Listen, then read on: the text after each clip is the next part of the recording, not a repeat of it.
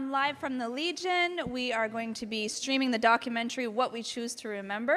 Thank you for joining us online, and for anyone who's going to be joining us soon, thanks for joining. Hi, everybody. Thanks for coming tonight. We have Guy Rodgers here, who's the writer and director of What We Choose to Remember. It's a documentary about the English-speaking people of Quebec. It's going to be really interesting. I'm going to pass the mic over to him in a second. But before I do that, I just want to thank QAHN, the Quebec Heritage Anglophone Network. We have Glenn here, who's over there streaming this, helping us stream, and we have Paul, who's also in from Montreal, who offered us some training on how to do all this stuff this morning. So thanks a lot for being here and helping us. We have Kevin over there helping us as well with audio, I think. So we got a little team. Thanks for helping us out. What else did I want to tell you guys? Anybody online? We're gonna be answering your questions and monitoring chat, so don't worry about that. I think that's all I have to say. Guy, I think I'll pass it over to you. Oh wait! Oh yeah. So. Yeah, we're gonna have Glenn come up and say a few words as well. Yeah. Yes, that's fine. Being live, it's nerve-wracking. No, my boss would get mad at me if I didn't say anything. Just kidding, Matthew. Welcome. I'm Glenn Patterson from the Quebec Anglophone Heritage Network. We're an umbrella group for all sorts of heritage groups all over the province and community organizations like CASA. We're a member organization. If you're online or in person, it's normally $30 to become a member, but because we're doing the special event, it's $20 tonight. It comes with we have a quarterly magazine, 4 editions a year, all about history, heritage of English-speaking communities in Quebec. So come see me after if you're interested and you're here in person, or online, just send us a message and we'll hook you up with a membership. So why I'm here today is I was giving a workshop here today, and the other day we were in the Magdalen Islands. We've been teaching people how to do these live broadcasts. So we had a great turnout today from CASA, so thanks so much, Shannon, for organizing that. She also took the workshop, as did Kevin, and right now Shannon's working one of the cameras, Kevin's working the audio, so I couldn't be happier. So thanks, team. I know you already pointed it out, but really appreciate that. Canadian Heritage, thank you for sponsoring this project. And Guy, why don't we pass it over to you now? All right, thank you, Glenn. Thank you. Well, thank you for coming out tonight. This film was a labor of love. I was not born in Quebec. I arrived here when I was about Shannon's age, and that's a long time ago, and have spent all of those decades kind of studying Quebec, studying the English culture, the French culture, how they fit together, where they don't fit together so well. And the actual impetus for this film came up a few years ago when the Secrétariat for Relations with English-speaking Quebecers did some polling around Quebec and found, to nobody's real surprise, that Anglos in Quebec do not have a strong sense of belonging, nor do they have a strong sense of identity as Anglo-Quebecers. I mean, they might see themselves as Gaspésians or Montrealers or any number of things, but they don't see themselves as Anglo-Quebecers. So the Secrétariat wanted to fund some projects to look at the questions of identity and belonging. I have a background in documentary filmmaking, so I thought it would make a really interesting documentary. And the way we approached the story, because we're telling the story of more than 1 million people. And in a documentary film, you can interview 2 or 3 dozen tops. So the question then is, how do you choose people who are representative of the complexity of our culture and our history? And the idea that we came upon was to look at it as waves of immigration, starting with the idea that Nouvelle-France was populated and that English speakers started arriving around 1759, and then wave upon wave of differing, more and more complex immigrants began to arrive. So that gives us a sense of the community's development over time. But the other dimension that is often forgotten is the dimension of geography.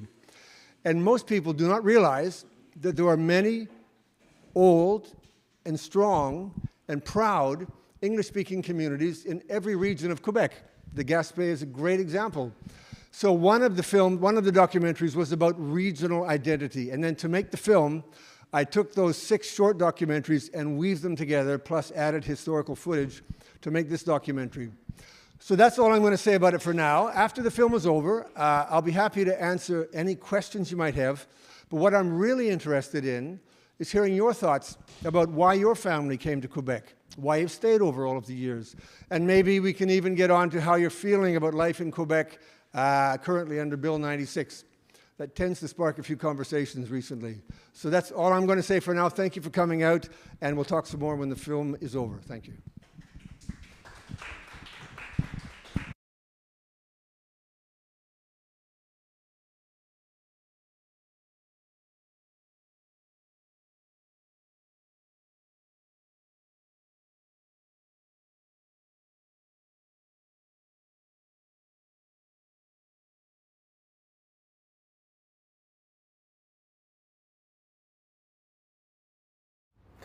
Can you identify this flag?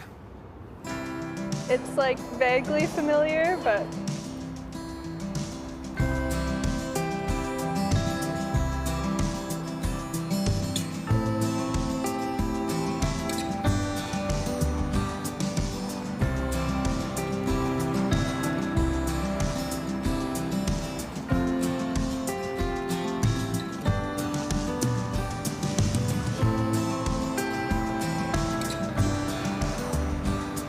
Est-ce que vous connaissez ce drapeau-là? Non, pas vraiment. Oui, je l'ai vu pendant mes cours d'histoire. Et alors, c'est quoi? Je me rappelle pas. Est-ce que c'est... Non, je sais pas. definitely something to do with Quebec because of the symbols. So let's go City of Montreal. C'est le drapeau de Montréal. Do you know what the 5 floral emblems represent? No idea, sorry. Oui, ben il y a la fleur de lys. Oui, qui représente? Ben c'est la nation québécoise. Dans le fond, ça représente le Québec, les origines françaises.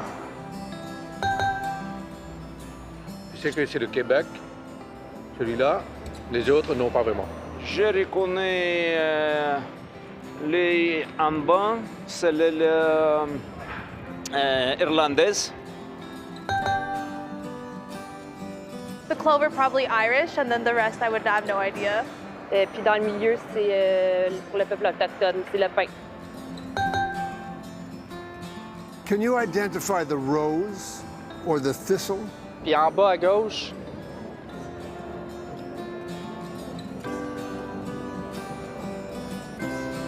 So the fleur de lis is for Quebec.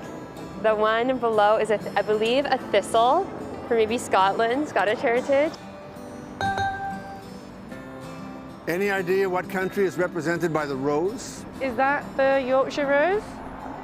I'm from Yorkshire. Montreal is one of the largest French-speaking cities in the world. So why do 3 of the 5 floral emblems represent English-speaking countries? My family's part of the original Irish to come in 300 years ago in Gaspé. So with the situations out there and with the English after the war, people came in and essentially built, in quotes, air quotes, the city. So I would see that's why they would honor those communities. Ben, la colonisation des Anglais, là. Donc j'imagine que c'est pour ça. pourquoi le 3 des 5 représentent des pays anglophones?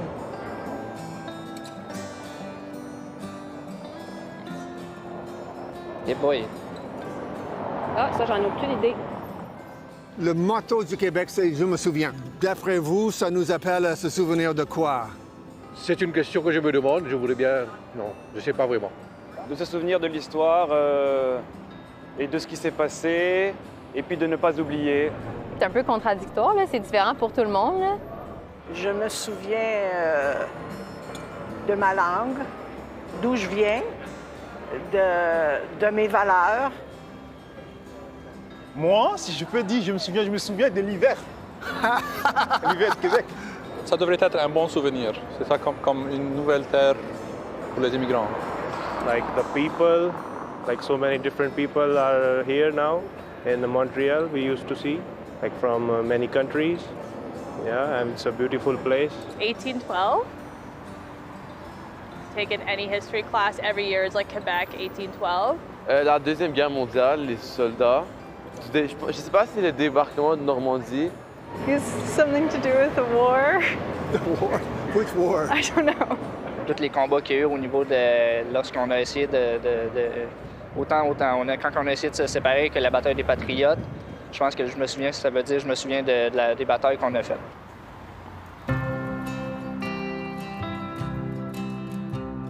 Most Montrealers do not know the history represented by the flag of their own city. This is odd in a land whose motto declares the importance of remembering. The inhabitants of Montreal do remember that it was once part of Nouvelle-France. The French-speaking population of the territory was outnumbered by the English speakers of British North America, 70,000 to 1,600,000. You can see the problem for the outnumbered minority. And then English-speaking immigrants began to flood into the territory, while immigration from France almost completely ceased. By the mid-1800s, the rapidly growing English-speaking population of Montreal had passed 50%.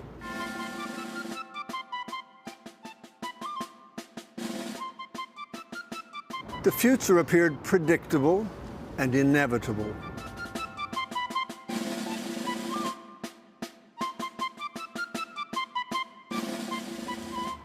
Fast forward to today. Fortune-telling is not an exact science. The percentage of Quebecers whose mother tongue is English has fallen to 9%. You might think that fears of Anglo domination are now history.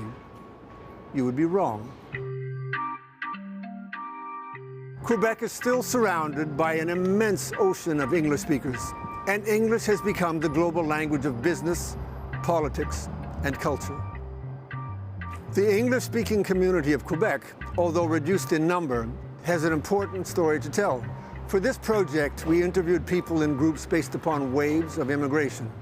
We are about to meet members of some of the older English-speaking families in Quebec. They have participated in periods of extraordinary growth and development, yet their story is barely included in the official history of Quebec. History is ephemeral and dependent upon what we choose to remember.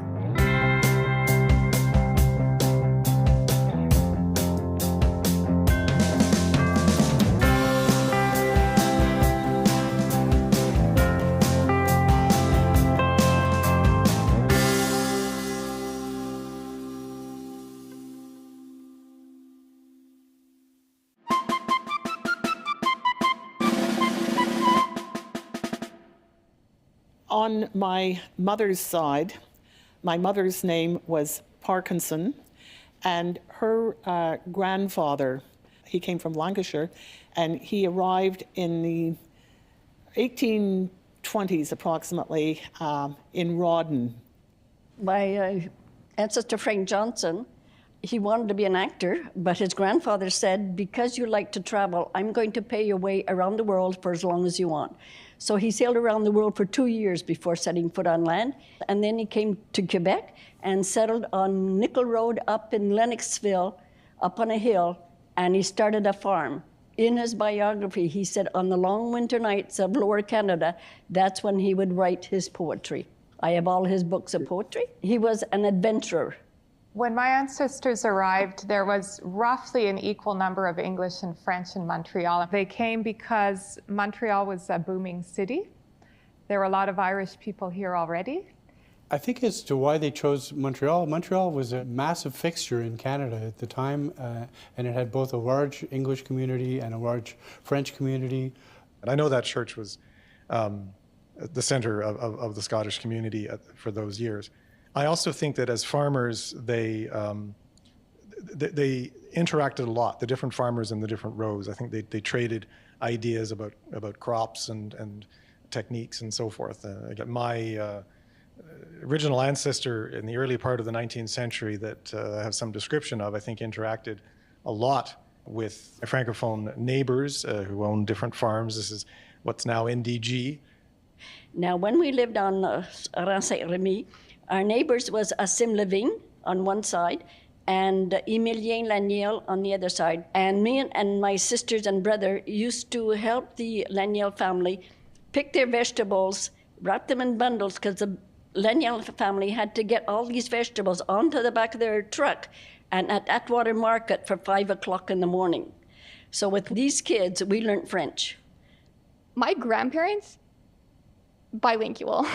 There was a lot of exchange early on between the French-speaking communities and the English-speaking communities, and that's sort of just been passed down. Sometimes I wonder, though, if like my grandparents and my great aunts and uncles know more French than I do, or maybe they're just more comfortable with it because it was just to get by. They worked on the farm together. They spoke English and French between each other. There was no politics or anything, and sometimes I'm not sure that I always feel that sort of comfort when I speak in my second language. My grandmother surprised me by speaking French. She was, as I mentioned, an Irish working class Catholic girl, but she grew up in a popular community, as you say, and learned it from her friends and neighbors. So there was access to learning French if you were out there playing on the streets. In the case of my own parents, my mother is French Canadian and my father is Irish, but they had Catholicism and working in the same place to bring them together. So in fact, the frictions, from what I understand, were relatively low. The street I lived on High Street, and when I was growing up, there were no French families there. As I got a little older, there was a family by the name of Giroux. They spoke English, and the father spoke English, the children spoke, and they went to English school. I know one anecdote from, I guess this would be maybe the 1920s, of a great aunt who famously was trying to communicate with one of the same neighbor families, I guess, Francophone neighbor families, urgently trying to prepare a probably Christmas dinner or something, and said, "Avez-vous le stale bread pour stuffer le turkey?" That was, that's the kind of lack of integration that took place. So they were trying, I guess, but. It's really changed during my lifetime. Growing up in the Montreal I grew up in, it was quite possible to continue in the English language and never touch the French language except for peripherally. I'm probably the last generation of what we call endogamous families, where you married or your family was within the same community linguistic group. And so my parents, both Anglophone, and a great number of my generation were the same thing. And so it was rarer that you would have a parent from the French community. So if I look back on what my grandparents told me when they were young and growing up, they only spoke English. They only had to speak English. Much like Charles said, the English community married within the English community and the French within the French.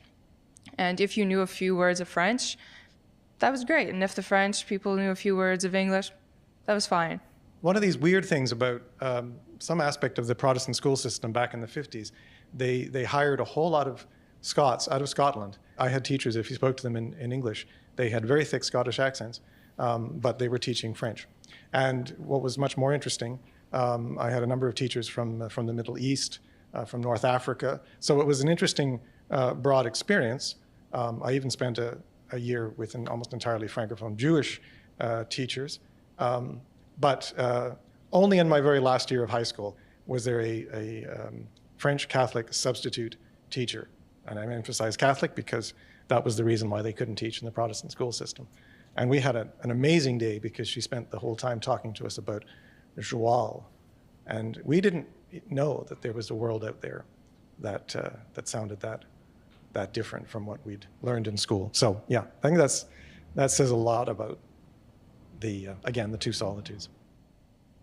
To combat waves of English-speaking immigration and the lack of French immigration, old stock descendants of Nouvelle France developed a strategy known as La Revanche des Berceaux, the revenge of the cradles. The unintended consequence was that small farms could not support large families, so many young people were forced to relocate to cities. Montreal, where English speakers controlled most of the business, was notorious for its starvation wages and squalid slums. Uneducated laborers were routinely exploited. French speakers from rural Quebec and the Irish, who fled famines and poverty, were mostly Catholic. They encountered bigotry from Protestants, and they retaliated in kind. The history of Quebec can only be understood through the dual lens of religion and language. It can be difficult for modern secularists to appreciate the hostility that religion created before the 20th century. These simmering tensions exploded when large numbers of immigrants arrived in Quebec speaking neither French nor English. And many were not Catholic or Protestant. This new group, called Allophones, would outnumber the English-speaking minority in Montreal by 1981. The burning question was, would these new migrants integrate with Quebec's French-speaking majority or with the minority, because English was the dominant language of North America?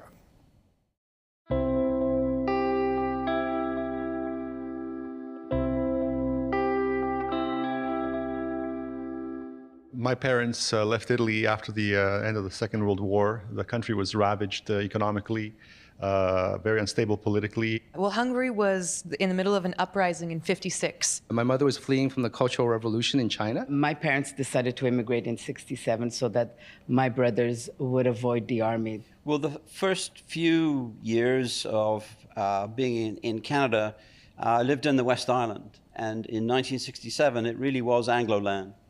We came to Montreal because my mother had a distant cousin who lived here. And also, both my parents had good Polish educations. My mother's French was impeccable.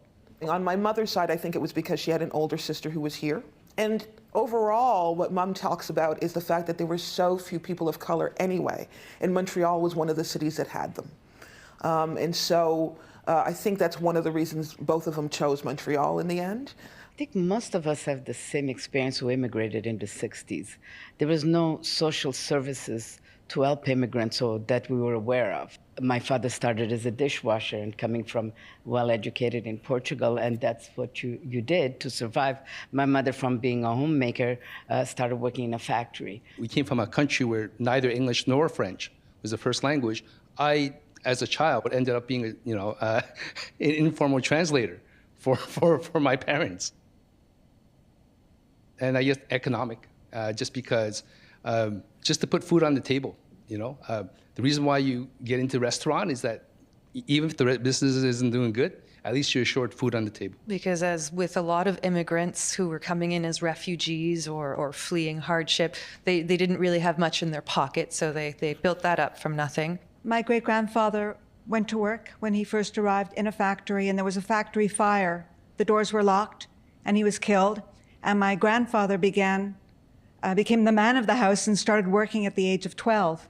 Well, my grandfather went to work as a teenager to support his family with a horse and wagon, and he went across the Quebec countryside as a peddler. And at that time, there were a lot of Jewish people doing the same thing, a lot of Jewish men, and they were called les Juifs. And it wasn't anti-Semitic. It was just, you need a pot and pan, you get it from le Juif. And he felt very close to his customers. He spoke only French. His English was very poor. But his children were not allowed to be educated in French because as Jews, we were barred from the Catholic schools. Even though by law, they were supposed to allow children of other religions in the schools, they didn't. So all the Jewish kids end up going to Protestant school if they went to public school. Grandparents spoke perfect French, perfect Moroccan French, not Quebecois French. They came here, and then it was a product of the government policies that we ended up speaking English. My grandparents had to learn English. There was no English in their household. They spoke French, and they spoke French to my parents. But my parents then, my dad went to an English school. And even beyond that, many people have been speaking about it, how the Catholic school system wouldn't take the Jews, so the Protestant school system would take the Jews. When my father arrived, he was 7, just about 8 years old. And at that point, there was absolutely no Bill 101. He was an immigrant and he was Jewish. There was no way that he would be accepted in the Francophone schools. It was just not done, period. So he wound up going to one of the Protestant schools, which wound up being a very Jewish school, Baron Bing. Which doesn't exist anymore, but a lot of Jews from around his age range, Baron Bing, I know this, that, and so a lot of the Jewish population around that time went to Baron Bing. As you know, the Catholic schools, even though both my parents spoke perfect French, would not take us because they didn't want refugees to corrupt their pour laine Québécois, which we would have done. because my father was on the left. So yeah, they were right about that. I want to say that I always found it interesting that in Montreal, there were the French Canadians who were Catholic. There were all the immigrants who were not, like Jewish people, Greek Orthodox, who wound up at the Protestant School Board. And then there were the non-Francophone Catholics, like the Italians, who didn't really have a spot. So we ended up with the English sector of the Montreal Catholic School Commission. Why this happened, and I think Quebec is still in denial about this. Coming from China, we had no option. That's the government policy.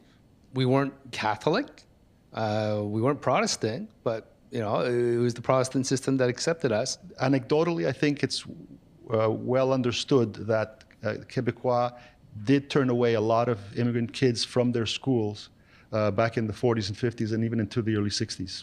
There was one segment of Quebec society that wanted to preserve the purity of French, the French language, the French culture. There was another segment that said, no, we want to welcome and accept and integrate and assimilate non-Québécois, non-Francophones, non-French Canadians, for that matter, at that time.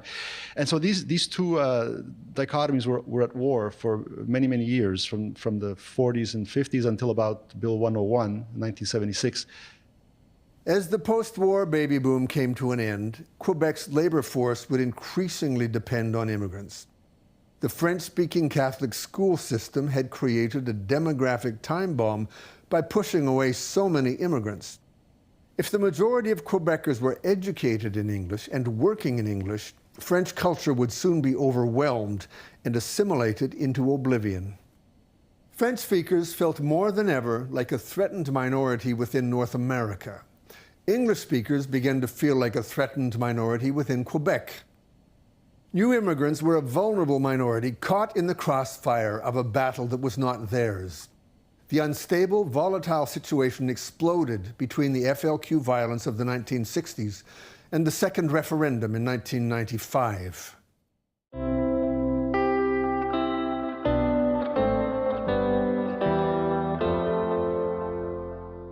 Well, I remember Soldiers in the Street in 1970, I think that was probably the worst that my parents could imagine things could get. It's my first year teaching, and of course we did have the bomb threats.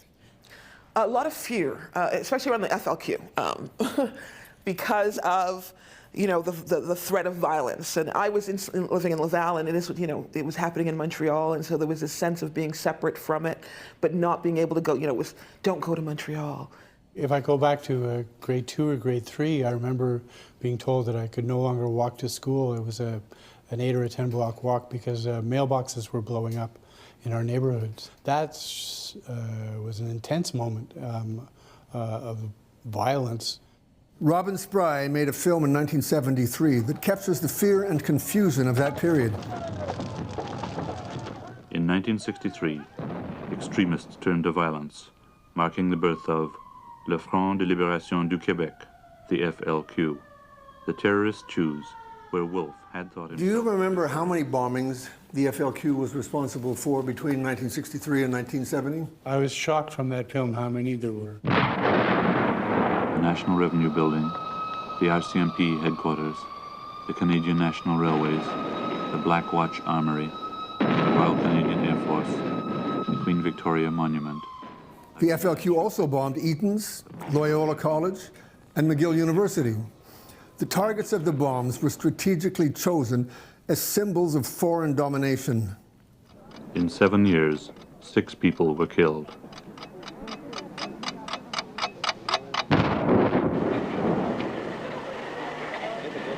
But Walter Leger survived a direct blast while trying to defuse a bomb in a mailbox in Westmount. That guy was the nephew of our next-door neighbor.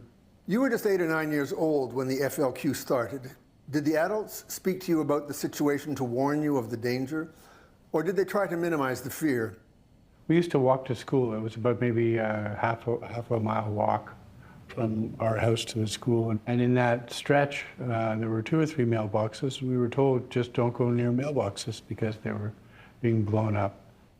I remember, of course, the the famous kidnapping of Cross, that's when I think it affected me. And I remember walking along Dr. Penfield and sometimes on Pine and seeing the guards, the soldiers out, you know. I remember the tension in the atmosphere and wondering what was going to happen and seeing it in the newspapers every day. But then with Pierre Laporte, it was just sad. He had kids, you know. He was and there was no reason that had to happen. There was a lot of popular support for the FLQ in their manifesto up until Laporte was killed.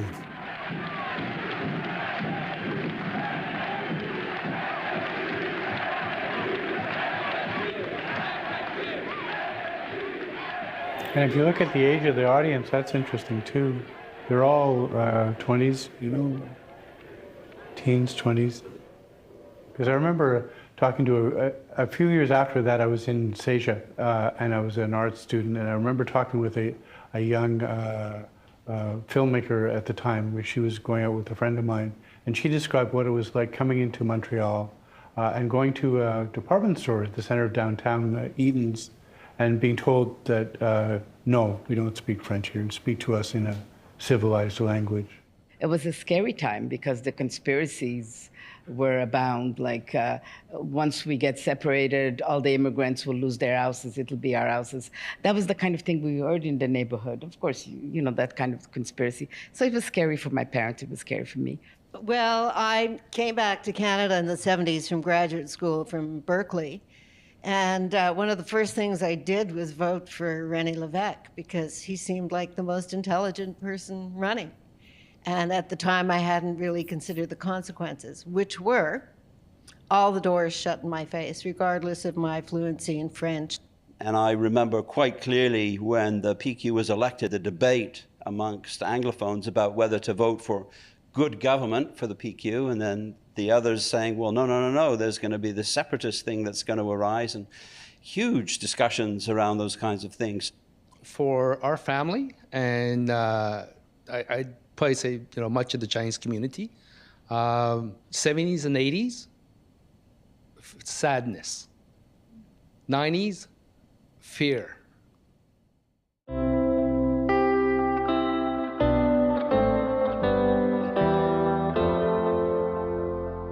Fear. 90s, le vote ethnique. Palais du Congrès, that's right next to Chinatown. We had armed police at that time because we were afraid that there was going to be like racial violence. C'est vrai qu'on a été battu au fond par quoi? Par l'argent puis des votes ethniques, essentiellement.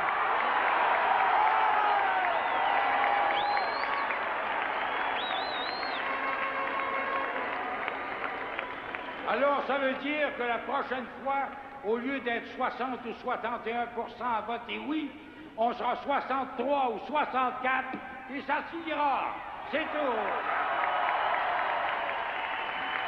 Les amis, c'est raté, mais pas de beaucoup. Non. Puis c'est réussi. C'est réussi sur un plan. On est... Hey, si vous voulez, là, on va cesser de parler des francophones du Québec, voulez-vous? On va parler de nous. À 60%, on a voté pour.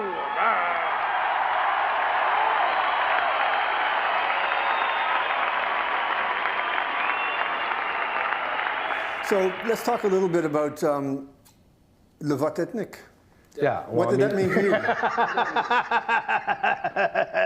Well, for me, the vote ethnique was obviously, it hits home very, very much, just because of the fact that it's targeting. It puts a big red target, you know, on our backs, and particularly for for the Chinese community. When we heard this, it's kind of, oh my God, you know, like we came to Canada, we came to Quebec to escape this, and this is happening here, and especially you know, for my parents who are like you know, first generation, and they started from nothing, and they had sacrificed so much. And restaurants and small businesses, they're the first to suffer because like they're frontline businesses. Like their windows, are they going to be smashed? You know, is there going to be like, you know, violence and vandalism against them? It was a tense and frightening time. The yes side was devastated by the loss, yet there was no violent backlash. Democracy prevailed. It was a shining moment in Quebec's history. Deep down, there really is a, and this is why I've stayed on Quebec, a certain, you know, humanity which exists, in which, you know, people say, no, c'est pas ça là, no, c'est pas ça de Québec, okay? And so, luckily, it was that prevailed. La vote ethnique et l'argent. And so now it is to a point that when government, and I'm not talking about my relation with the people, I'm talking about the government thing. Because the government thing to me, I think, is very different. It's about power, it's about keeping power and getting elected. And so now whenever any of that group says anything to me about having positive relations with the English community, what I hear in my head is, wow, moi je me souviens aussi, hein? Je me souviens de ce soir-là. Je me souviens que à un moment donné, tu disais que je ne pouvais pas parler français. Et là, maintenant que je te parle en français, tu dis, ah, ton accent, c'est pas assez. T'es pas assez québécois pour nous. Quebec's second referendum on independence in 1995 was a bitterly contested campaign that divided friends and families. A handful of votes determined the razor-thin result.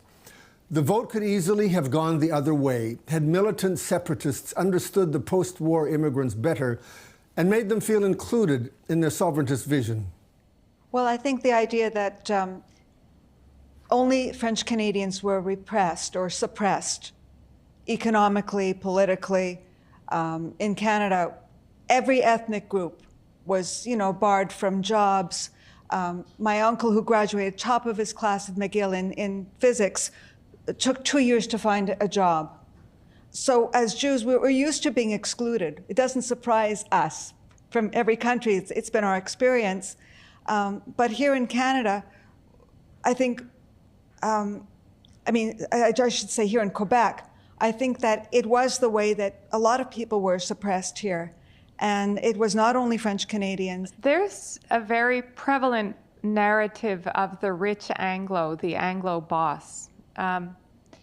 There is some truth to that, and my own ancestors who were poor were not bosses, but they definitely benefited on the English-speaking side from the fact that there were bosses who spoke English and that there were businesses operating in English. But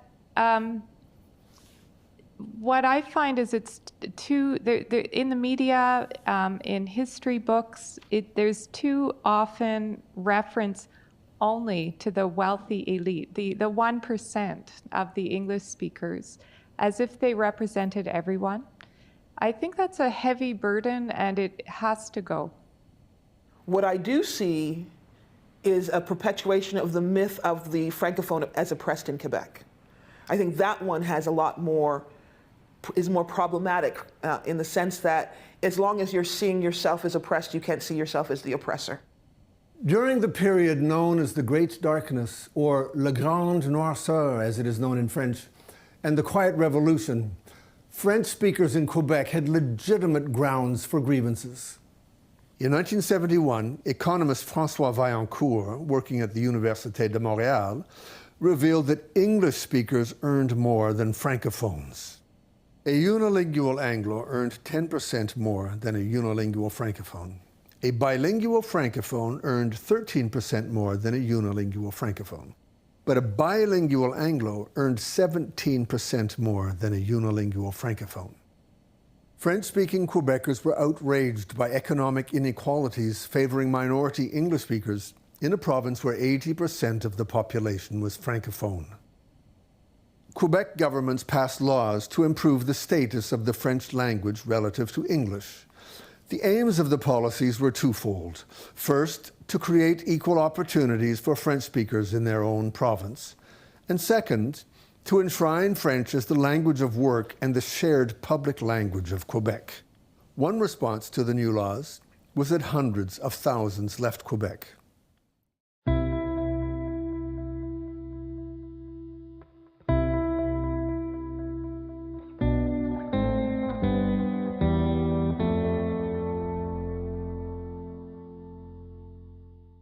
The issue or the topic of leaving the city or leaving the province was never really broached. I think that to be uprooted again after, being settled in a new country for 10 or 15 years, 20 years, to pick up your bags and leave again and go where? If you're going to be uprooted every time that something, unhappy or unwelcome happens, well, you might as well just, live on a boat and, or live in a mobile home. Chinese immigrants are survivors. We're pragmatic, Those people that could leave, they left. And those people that couldn't leave, they stayed. Many people moved to Ontario, outside of Canada, United States. And that's where the sadness was. Many of my colleagues who I grew up with. Well, my wife is from the East End of Montreal, and the church we got married in and where the kids got christened is no longer there. It's been bulldozed into the ground because there's no community left. They all moved away. The elementary school that she went to, which had a chemistry lab, which, it was quite a school built by the community, is gone. That was a big exodus, and I remember part of it coincided with a depression in the economy, and I remember just the feeling of emptiness of closed up shops on St. Catherine Street, and it was also a real switch in Montreal's identity, which had become, it used to be the commercial center of Canada, and that switched to Toronto. In that sense, Montreal lost a lot economically. Remember that our prime minister is a Quebecer, right? And so for some reason that gave me a sense of safety. And I smile because I still see that night where, the parade and it gets wild and security moves in to take him out and he leans forward and he does the I'm not going anywhere. I think that shaped my own I'm not going anywhere. Trudeau said, no, this is mine. And he said it was mine too. And so as long as I'm alive, I'm going to keep that Trudeau spirit. I think my dad's side of the family was probably more used to it, quote unquote, because they left a country they weren't wanted from before. And as far as the referendum and all that was, well, it's never going to be as bad as what we left. It's just not. And I think that was part of the mentality. They had their roots and they weren't leaving at this point. My parents were both fairly advanced in their careers. They were both social workers, and they were quite critical of the bureaucracy, which they felt was encompassing their lives in the wake of the Quiet Revolution. But that said, my mother became, and this may have had something to do with our decision to stay, my mother became quite an ardent PQ supporter, and she thought, these people, this was before they were elected in '76, were going in the right direction. So she was very excited about them for quite a long time. The notion of leaving Quebec never came. We didn't want to uproot again. My parents certainly didn't. This is where we decided to live, and we were just going to stay put. And the funny thing is, we had neighbors that were French. We were all friends. We all got along. I think the politics is what brought some animosity between friends and neighbors, and that was unfortunate. And then we realized when we went, we didn't expect the French not to have their place. This was their province, but to live in harmony. And I think that's what a lot of immigrants want. We don't want to take your place. We don't want to take your jobs. You don't want to take the jobs that we do, like washing dishes or something like that. So, let's live in harmony. My mom was an American. They were looking to possibly move to Massachusetts. There was this undercurrent of we have a specific ethnicity, the time for the Québécois to have their own country, and he didn't feel Québécois. So why would you stay in a country that's new, that's uncertain, if you don't feel emotionally attached to it? And so he was perfectly happy to move to Ontario or something like that. It was very easy for him to view himself leaving if things got just that much worse. If the vote had been yes, he would have been gone the next day. And I called my father up, worried about my mother. And I said, Papa, do you think maybe you'll leave Montreal? He said, why? I said, because of the political unrest. He had a terrific belly laugh. He laughed deeply and long. And he said, Anna, you're calling this political unrest? He thought I was crazy. So anybody who did stay had in a sense, tacitly or actively agreed to, okay, this is where we live. This is, there's some validity to what's going on. We're going to pay attention to that. We're going to learn French language, and it's going to be a different place. I came back as soon as I could get out of Toronto and come back to Montreal. As soon as I could find any kind of work here, I came back. And I think that I would have come back even if Quebec had separated. I just didn't feel at home anywhere else. I love the heartfelt nature of French culture here. Whenever I come back here from a unilingual place, when I start to hear the language, it's just it's a flow which I find thrilling. You know, it's to have that kind of variety in the city where I live. Bill 101 obliged all immigrants to be educated in French, including English speakers. The new language laws struck many non-Francophones as heavy-handed, but probably a necessary affirmative action to correct past inequalities. Most English speakers who stayed in Quebec chose to learn French as best they could.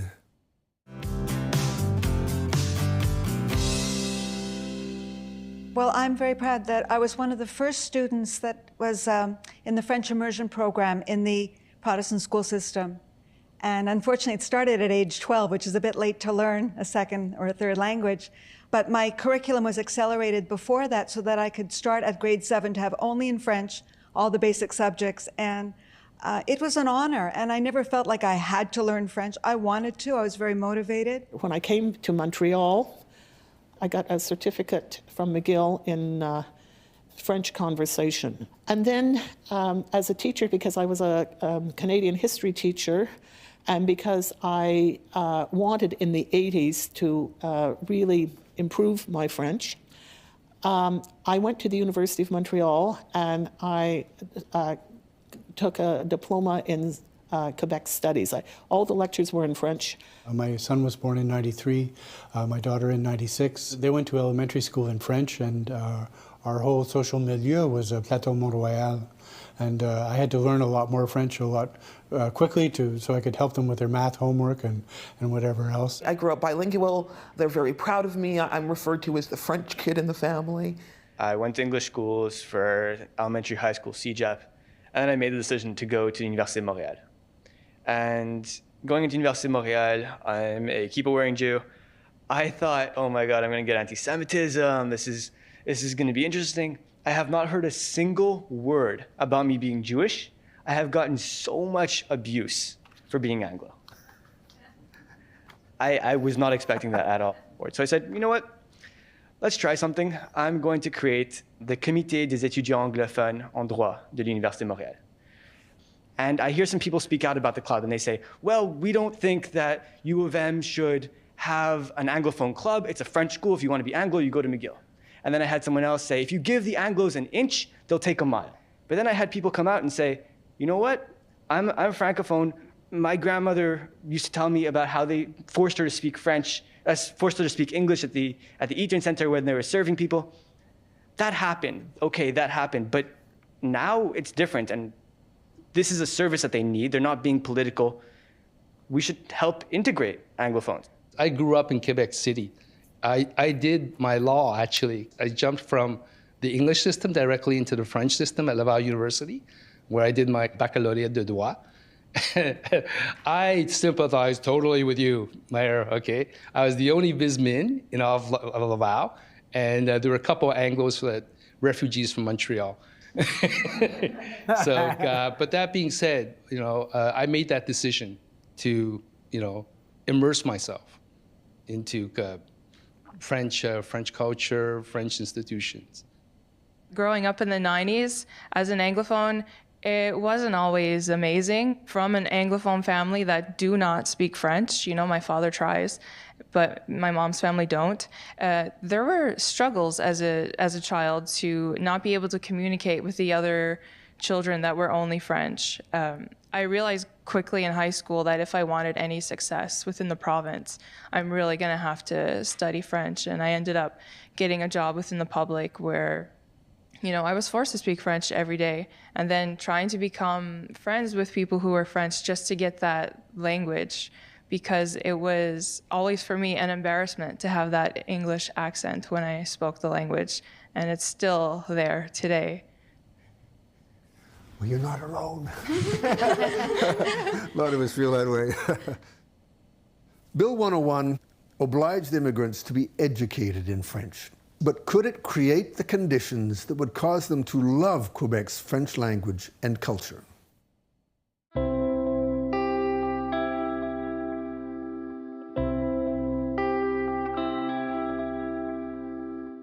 When we left Vietnam, we left on the very last day, April 30th, 1975.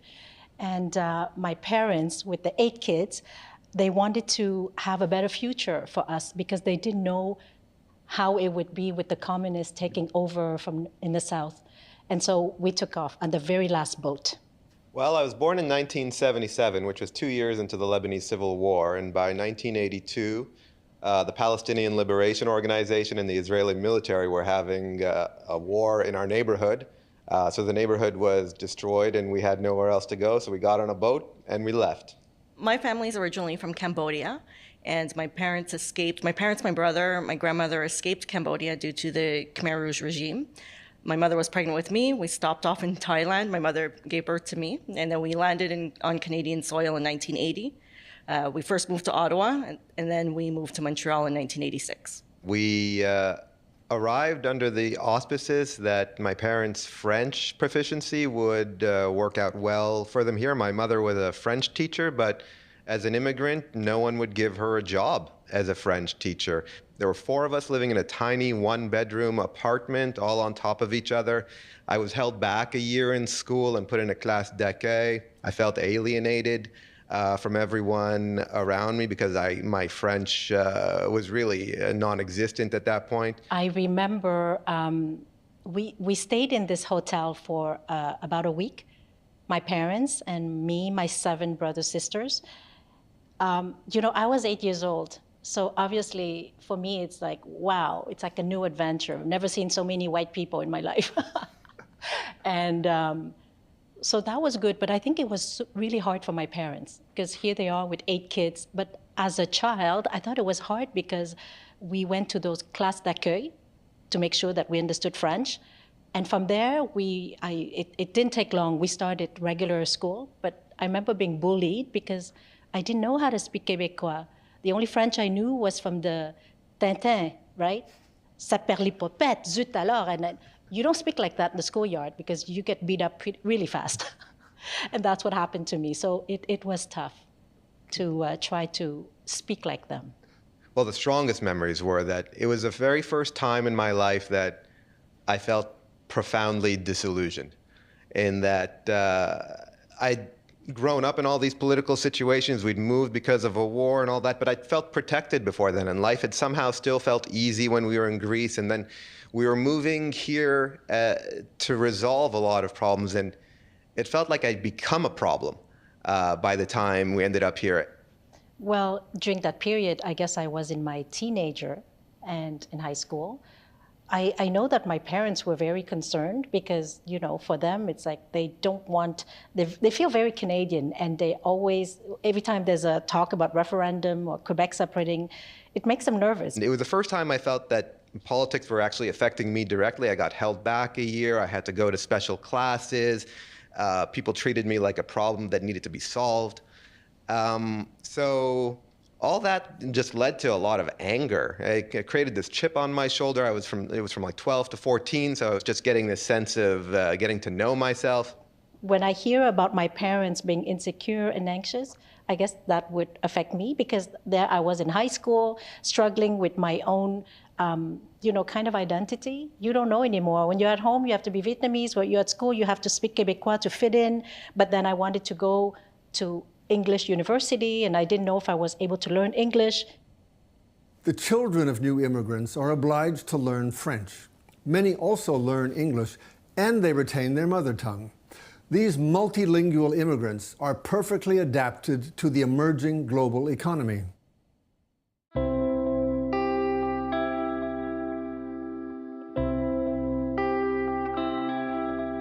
My choice of Quebec goes all the way back to 1995, where at my last year at university in the UK, I chose to do an option on Quebec. I always knew that I wanted to be able to live in more than one language than just English. So I chose Quebec in the craziest year, of course, the year of the referendum. We came in 1998, which means that we didn't really have internet yet back at home, so we couldn't research and prepare and find and build that support system as people who immigrate now do. So when we came, we felt quite lost. So everything was confusing, everything was new, everything was daunting. When you're an immigrant, you lose your network, right? They say your network is your net worth. We come to a new country, we become poor instantaneously. Before I arrived here, I know there was a long, complicated history between the Anglophone and Francophone in Quebec. But in my mind, I thought it was in the past. It's in the history. So I wasn't aware before arriving that they're still existing for political, social, there's still some conflict existing in Quebec. So for me, that was a shock. Well, I think I was fairly prepared because I studied in Vancouver in high school in the early 90s. I was familiar with the FLQ crisis, to a certain extent the silent revolution, and also the referendum. And so when I moved to Montreal, I knew that I was walking into a hotbed. And it was still pretty hot when I got here. There was still a lot of resentment against Anglophones. And I think a lot of it that was directed at newcomers, persons of color. Arriving here, I knew absolutely nothing about it. But my first semester in CEGEP, first class, our teacher said, everybody take out sheets of paper and pen. We're going to have a quiz. We said, quiz, first class, where are we having a quiz? And he said, the question is, what do you think of Bill 101? And everybody started writing, and I raised my hand, and I said, I'm not sure what you're talking about, and you don't know what Bill 101 is, and he seemed to have taken it personally. If we're talking about the French community or the Anglophone and Francophone, I think if we're still having issues now between these two, group, I found it's kind of a little bit sad because, there's so many immigrants here or from different regions, different background came and contributed in Canada's development, right? There are many, from Italy or from Africa, from Asia, everybody contribute in this country. It's like there's a war between the French and the English, not just the language, but the communities. And as a visible minority, I'm kind of caught in the crossfire. And so I see things through a very different lens. On a social level, I think it's great. I can jive with both French, English, and many different communities without problems. But where I find the greatest barriers is really when it comes to employment, when it comes to being able to secure stable employment or permanent employment. And it's not just in my particular case, but other visible minorities, indigenous peoples, persons of colors, black peoples, trying to get jobs who are always on the periphery. One pervasive myth in Quebec is that all Anglos live on the island of Montreal, and that they are hunkered down in wealthy gated communities spreading from the western slopes of Mount Royal to the west side of the island. Therefore, the rural heartland of Quebec is, and always was, 100% French. The census numbers of 1861 tell a surprisingly different story. Quebec was home to many English speakers in almost every region. If we were to travel back in time to the Victorian era, we would discover large numbers of English speakers who helped develop the rural regions of Quebec. These forgotten worlds are still very much alive for the descendants who still live there.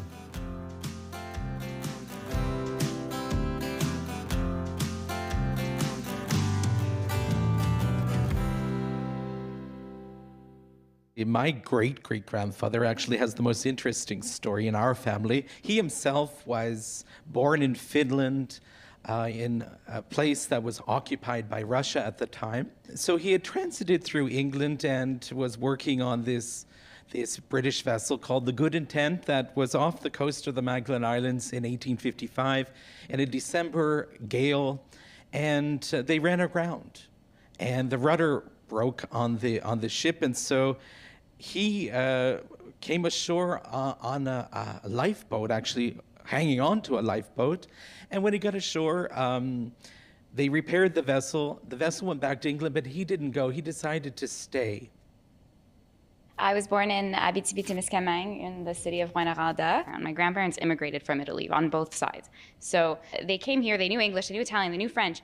I'm from North Hatley, Quebec, which is in the Eastern Townships. My mother is a fourth-generation English speaker from the townships with Irish, Serbian, and British background. And my father actually is an immigrant from the States, but his parents immigrated from India.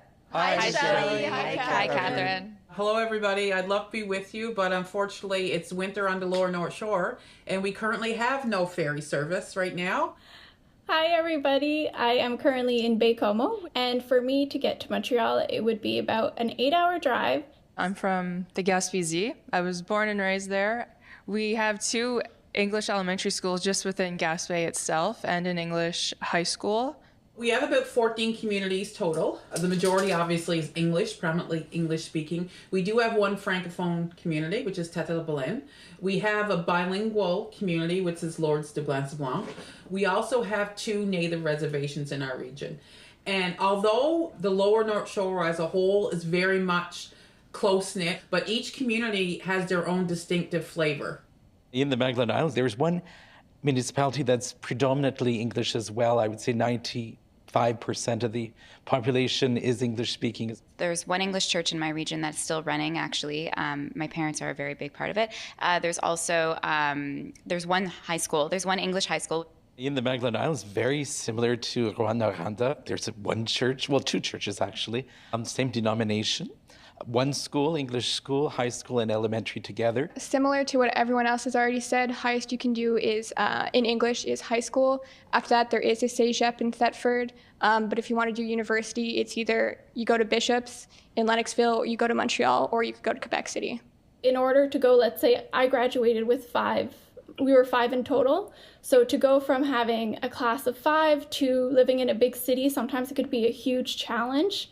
So I know many people, they prefer to go to Lennoxville for that reason because it's still a smaller community than going to Montreal. Travel is one of our huge challenges. We're not, unfortunately, connected by road, each community. There are some communities like Harrington, who's just an island. We only have one airline, and it's ridiculously expensive. When I travel, say, to Quebec City for meetings, right? We have to leave the day before, obviously, because it takes us all day to travel. Get on the plane to Blanc, fly to Sept-Îles, wait, change planes, and either go to Quebec or Montreal, wherever my meetings is. So the air flight alone could be $2,500. And that's not counting the hotels and the meals and like, you know, for a day meeting, it'll take us 3 days for one day meeting. Now one of the bigger challenges I've faced back in the townships has been dating. And I think, it's just the pool of like young, eligible, somewhat like-minded people is a lot smaller in the regions than it is in the big cities. And unless you're already in a relationship and you're kind of moving to a region with your partner and your family, a lot of young, single young people are not going to want to move there for fear of never finding anyone that suits them. I see a lot of nodding heads, so I suspect your experience was not unique. Plus, everyone in the townships are like related for the most part. Before I went to high school and I started dating, my mom was like, if you have a crush on anyone, make sure you tell me their name so I can make sure you're not related. I was like, okay. Yes. You run out of Tinder swipes in like 30 swipes. That's it. One of my cousins dated someone for 3 years, brought them down home. My uncle started talking to him. They found out they were like 7 cousins. I can't date in the English community. I'm related to everyone. So that French, that English accent was coming out heavy.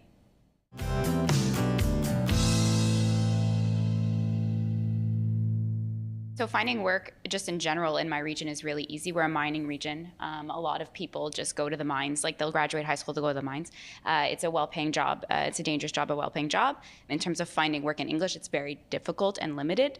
But if you wanted to go find work in French and be bilingual, it's actually an asset. My family started and still runs the first Indian restaurant in the Eastern Townships, where forever the staff that they have hired has been a really interesting microcosm of the different kind of populations that are living in the townships that doesn't correspond to a lot of the dominant narratives about what the, who townshippers are. Basically did all of my education in English, and therefore when I got onto the job market, I thought it would be a little challenging because my vocabulary was limited to basically just using it with friends while going shopping. In the beginning, it was actually quite hard. Like, I came home and I was exhausted and I had headaches. But after like 3 months, I remember I was speaking to my boss, and she was like, "Wow, Catherine, like, look at you. 3 months ago, you would have never spoken like that." And I would say that the quality of the French language education I received in the region was just not up to par to almost help us foster and thrive in that language. That was only 15 years ago, and I would say the inverse is true as well for my cousins who went to French school. I wouldn't say that the quality of the English language education they got was fantastic either. At that time, it wasn't as well focused on. And now a lot of my former classmates, lots of them who didn't get that chance to learn French in school and they came from Anglophone only families, a lot of them end up leaving the region because they just can't do the work in French. It's not their fault, but with what they grew up with, it's not possible for them to thrive. It was very important to my parents to send myself and my younger brother to French high school because I think they were very aware of the different limitations that not being fully bilingual kind of created for them in their not only professional lives, but their social lives. And they wanted my brother and I to have every opportunity, so they forced us to go to French high school, which was really a gift in retrospect. At the time, it didn't feel that way. So my brother and I are fully bilingual. My brother went on to pursue all of his med school, all of his studies in French, and ended up marrying a Francophone, and his life really took a different path. It was really hard growing up in my community as an Anglophone, going to an English school and not even knowing, like some of my French friends, if you will, they didn't even know that there was an English school. And then I was pegged as that English girl. Like, I was that English girl, which is why the accent had to be gone right away. When you have that accent on your French, it's so obvious. And I wouldn't say it's the majority of cases, but every now and then you'll get someone who criticizes your accent or criticizes the way that you speak. And it hurts. You're like, I'm in my second language. I'm doing my best. Can you recognize that?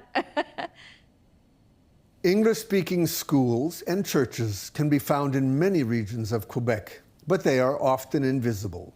Like the communities they serve, large English-speaking populations have disappeared. Some people got rid of their accents and assimilated almost completely. Others relocated to Montreal or left Quebec. The communities that remain are vestiges of what they once were.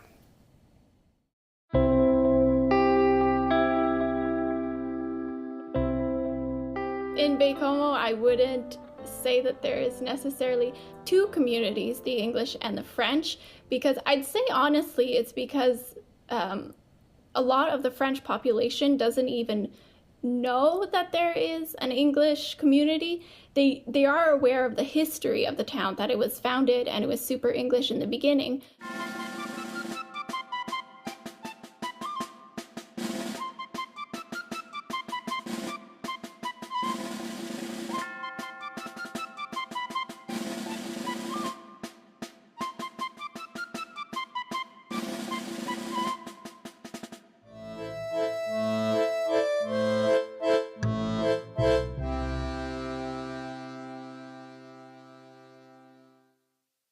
the community was extremely Anglophone in the beginning, and I'm actually not sure how it became to be so French with so little English.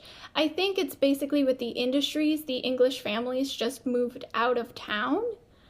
But I'm actually really not sure about that. Even I'm starting to realize how much that sort of the old English names for regions are starting to disappear. Even in my mom's generation, some of the traditional names for like some of the hills or the lakes or the rivers, they're gone. And I'm only just starting to retrace them back with the help of like my great uncles, my great aunts, or books that were written in the 1800s about it. And I think that's important. And I think it's really important for my generation, you know, me, my cousins, other people who have connections and roots down home, to sort of make sure that history isn't lost and that culture isn't lost. No one in my generation knows how to play the fiddle that I know of. Honestly, I don't know if there'll be another sort of that kind of kitchen party when we can all gather again in the same way. I mean, I still know all the fiddle music, but I can't play it myself type thing. One of the things that I saw a few years ago, CBC did this map. Where are the Anglos in Quebec? And they have this wonderful interactive map on their website. I don't know if it's still there. But so few people who live in Montreal, for example, believe that there are vibrant English-speaking communities that thrive outside this metropolis. I work with, a lot of people in the English Montreal School Board. They say, well, why aren't you French? You're from Gaspé. And I'm like, there's a big Anglophone community. We exist. Oh my God. Literally, that comes up in every job interview. That's really interesting. If you're from the Gaspé, why are you English?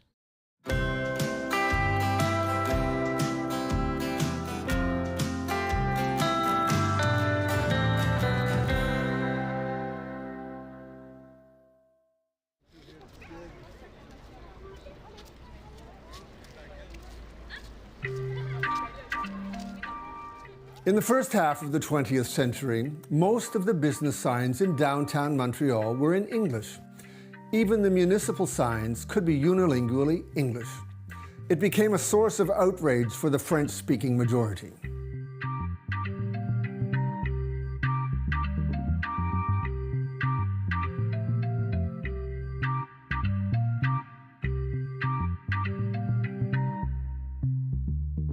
Language laws have completely changed the public face of Quebec cities.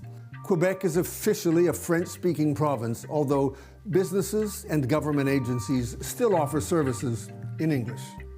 Newcomers are mystified at the passions that can be stirred up by something as simple as the recently reviled greeting, bonjour, hi.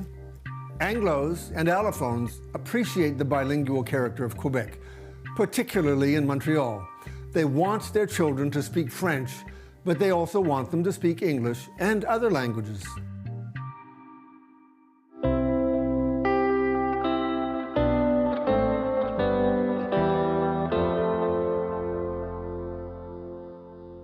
So I became a school commissioner and was with a group of young parents who fought to have a bilingual program in the English school, because otherwise the choice was to go to French school. And then, of course, that leads to the demise and the decline and disappearance of the English school system.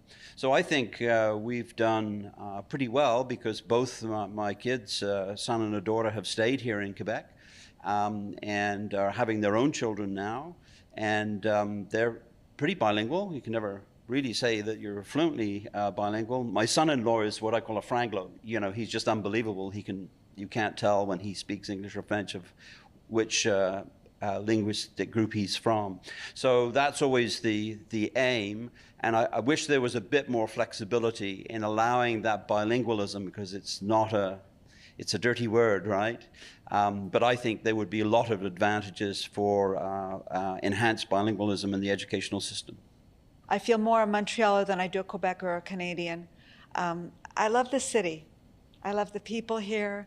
I've been involved in the stand-up comedy scene here in Montreal, not professionally, but as a hobby, for about 10 years. And all the comedians perform in both languages easily. As a teacher, all my students were at least 3 languages, French being the primary language of instruction, but able to converse in 2 or 3 other languages besides that. And to me, that's the richness of our city. That's why I love it here. I have 2 kids. So I have my son who's 22 and my daughter is 18. It's important for me that they speak as many languages as possible. But I gave up on Vietnamese. So they're bilingual. I think it's important because, like one of my colleagues here, I would love for my kids to stay here in Montreal and Quebec and settle here. But I feel privileged that I was able to send them to English school because I married, my husband is Canadian, he's from Montreal, Irish, Scottish, Chinese, and so my kids are a little bit of everything. And so because my husband is Anglophone, I was able to send my 2 kids to, I guess, French immersion school. And so I'm very proud of that. I have an 11-year-old, and given the adversity that I had with my schooling system and how it became so formational, I was very aware that we had to have a plan going forward. And so we decided that we were going to put our son in a French school. And it was hard for him for a couple of weeks, maybe a couple of months, but he adjusted pretty quickly. The younger you do it, the easier it is. So he's arrived at a point where he's naturally curious about his Lebanese heritage now. So, he ends up on Skype once a week with his grandmother, and they go through a little lesson. So I have 4 children, and I remember this was a big debate when my oldest was ready to enter school, because on their grandparents' side, from their father's side, they had placed my now ex-husband in French elementary school when he was growing up, and they insisted that their grandchildren also go to French elementary school. And I was adamant. I said, no, my children are going to go in the English sector. This was after the change, and there were linguistic school boards. They were going in the English sector because English is the international language of business. I have a background in business, and it was so important for me for them to learn English as their first language and French as their second language. My ex and I, we sent our daughter to an international French school, a French language school called Collège International de France. My daughter is what you could call a lifer. She's been there from maternelle all the way up to lycée. She followed the French system. In the school, it was fairly strict. You were not allowed to speak other languages aside from French, even during breaks. Which is great because during the breaks they would speak English. My husband grew up here, so he's a French Canadian. And since I'm an immigrant and non-Anglophone background, so I don't have a choice. In our family, when I realized we don't have a choice, we just have to work with the system. I have no problem sending my kids to French school because I think it is harder to learn French compared to English. And I think it's good for them to be in an environment that they can learn French. As an immigrant and with a Francophone husband, then yes, our son was in French public school, started French. I must say that as an English-speaking parent, I was quite upset when his high school sent a questionnaire, did not ask me what was my language, didn't ask if my son was bilingual. Their questions on whether my son should have access to enriched English at high school were whether he had done immersion in grade 5 and grade 6. My daughter was very shy about speaking English until I think the equivalent of grade 8. At that time, she did 1 year of intensive English, and she completely changed from being more unilingual to being a bilingual speaker. But I do believe English is very, very important in nowadays life for everybody. The problem is in public French school, they only allowed you to speak French, no English. So what we do at our home is we speak English at home. And so we keep her English, advancing while she's learning French in school. It's unacceptable that my son not do enriched English when how he's going to be bored. So I found that a challenge that how could you not assume that maybe a child has an English-speaking parent and wants access to a better level of English? In the 1970s, Quebec governments were determined to make French the public language. Now, 95% of Quebecers can understand French, but the source of fear has shifted to mother tongue. Anglophones and allophones can learn French, but they cannot change their mother tongue. And they wonder why mother tongue has become an issue. It creates 2 kinds of Quebecers. One is a private club that only certain people are born into. The other group can never belong, no matter how hard they try to learn French, and make a positive contribution to Quebec. Back in the 60s and 70s, it was shocking that Anglos could earn more money than Francophones in this province where they were the majority. Economist François Vaillancourt has continued to track the same Statistics Canada census numbers using the same methodology. The most recent numbers are from 2011. Has the situation changed? The fact that unilingual Anglos now earn 10% less than unilingual Francophones is not surprising after half a century of promoting French as the working language of Quebec's majority population. It might be surprising that Vaillancourt's 2011 data show that bilingual Anglos earned 8% less than unilingual Francophones and 15% less than bilingual Francophones. It is hard to understand why French-speaking allophones earned 36% less than mother tongue Francophones, and allophones who made the effort to learn French and English earned 21% less than unilingual Francophones. Smaller economic inequalities in the 70s provoked violent protests and strong government interventions. These new economic inequalities are not even on the radar for Quebec's policymakers today.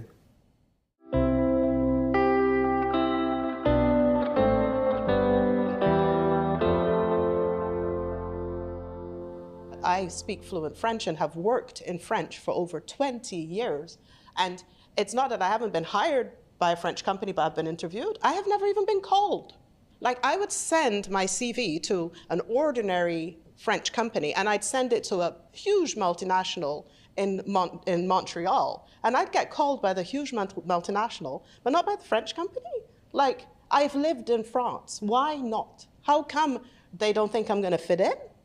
I obviously speak the language, and I don't get that. It's quite incredible. Living here in Quebec, the amount of people who will say to me, oh, you're so lucky that you're of color, because there's all these programs for you. They want to hire, the government wants to hire. You've got it made. And these same people actually wouldn't hire you. And similar to your experience, when I first moved to Montreal, I would apply for jobs in French, send out my French CV, go to job interviews in French, and the replies would often be, well, you speak French very well, but you have an accent, and je pense qu'il faudrait qu'on engage quelqu'un d'ici. We need someone from here that people can understand.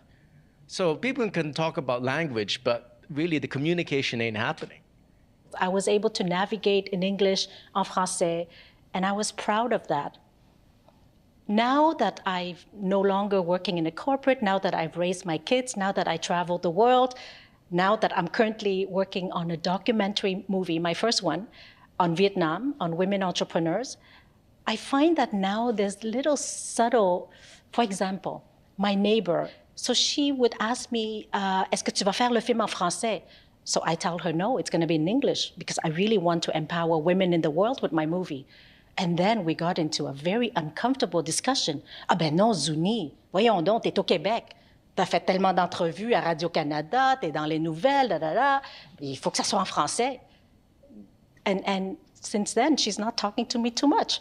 I feel like I've given a lot to Quebec. I think, I taught immigrants, I teach, I speak to different audiences. I've done a lot of work, but now all of a sudden, il faut que je sois un petit peu plus québécoise que canadienne. And I don't like that. As far as politics are concerned, I'm actually in the process right now of pursuing in the short, medium term, in the next few years, a political career. So this is something that's been on my agenda that I've done a lot of research in, because there aren't a lot of people who look like me or like Zuni in national or provincial politics. And that doesn't scare me. And I've explained this to my children. I said, when you have a voice and you have something to say and you have a message to send out and you say it and you articulate well, it doesn't matter what you look like, and you just keep pushing. It's like a party or a dinner, right? When you're in a family, whether you like each other or not, you're at the dinner table and things happen there. But if you're on the outside, you can never sit at the dinner table. So my policy for the last couple of years is really to come uninvited to the table, knock on the door, crash the door down, crash the party, but always make sure that I bring something, right? Like any family or any meal, you've got to bring something that you can contribute, that you can use to enrich that experience. In the kitchen, in the dining room, there always is some kind of collection of bilingual or unilingual French speakers, English speakers, Afghanistan, people from Nepal, people who, some Indian languages and not others. Race has played a very big role in my life and the formulation of my own identity in Quebec. One of the reasons for that is this kind of assumption that because, if you're a person of color, you can't really be from here. Interestingly, when I went back to Ukraine to visit after graduating university, I felt that I didn't belong there at all. So all of a sudden, I felt I had a bigger culture shock going there than I had here. And then I felt, oh my God, I don't belong anywhere. So really now, as an adult who is successful and has her own business and has built an incredible community that's extremely supportive, now I belong. I've never called myself a Quebecer. I only thought of this now as we're having this discussion. I don't know why. I say that I'm Canadian. I say that I'm from Canada. Inevitably now, I also always mention that I'm an immigrant, and I didn't for so many years. I would hide it. Now I own T-shirts that say immigrant. I own mugs. My headshots on all of my social media say immigrant on them as well. So now it's this balanced identity. Where do I belong? I belong with my family. I belong with my friends. I belong with my community. But there's still that inescapable feeling of otherness that I have learned to accept. I love Marina's immigrant T-shirts because I think a lot of us as immigrants, I identify, I see things that Marina says, I see things other immigrants say, and we have made a choice to come here. We're courageous people. This 15-year stretch that I've been living here is the longest I've lived in one place for my life, and I'm nearly 50. So I really, this is home for me. I'm happy that my son has that. I moved all the time as a little girl. I'm so happy that he has that stability. And my husband's very, very Québécois, and I love Québécois culture. I can't help but also feel very Canadian. I've always presented myself as a Chinese, English Quebecer who's fluently, I would have said bilingual, but I speak like 4 different languages, so polyglot, and Canadian. But and it's only like when my mid-20s, when I started traveling outside of Quebec, that I realized to what degree I was a Quebecer. But like Mayor, right? I'm a fighter, I define who I am. I define my identity, I'm a Quebecer, sino-Québécois, right? And in that sense, right, I feel, totally part of Quebec. They might not always feel the same way, but that's their problem. It's a complicated question. I think that whether you belong or you don't belong is whether you feel you belong. And I never really felt like I don't belong. I mean, sure, I'm the Italian Anglophone with my Francophone friends, and I'm the Italian Anglophone with my Anglophone friends. But that's between you guys, between you Francophones and you Anglophones. I'm not either one. I do have an incredible amount of empathy and compassion for those who want to preserve the language and for the French speakers who are afraid that they will lose their culture. I absolutely understand that. I come from Ukraine. Our language was suppressed. It was prohibited. You were made to feel as a peasant if you were speaking your mother tongue. A lot of things were done. So I understand. I have a lot of appreciation. But I think that there are better approaches to not killing the love for the language that most of us immigrants have when we arrive. A lot of the Anglophones who have stayed, they like French, they know French, their children are going to French schools. I went to French school, my brother went to French school. We are trying to assimilate and integrate, and yet a lot of the time when you read the newspapers, we're still being blamed for this decline, and I don't get it. Belonging in Quebec is in my DNA. I've made a sort of a joke, cheek and tongue in cheek, I should say, that I certainly hope the language police won't come after me and get upset with me in the afterlife because my epitaph will be in English and not in French. I have mixed feelings. I do. Optimistic because I believe I could make a happy life here.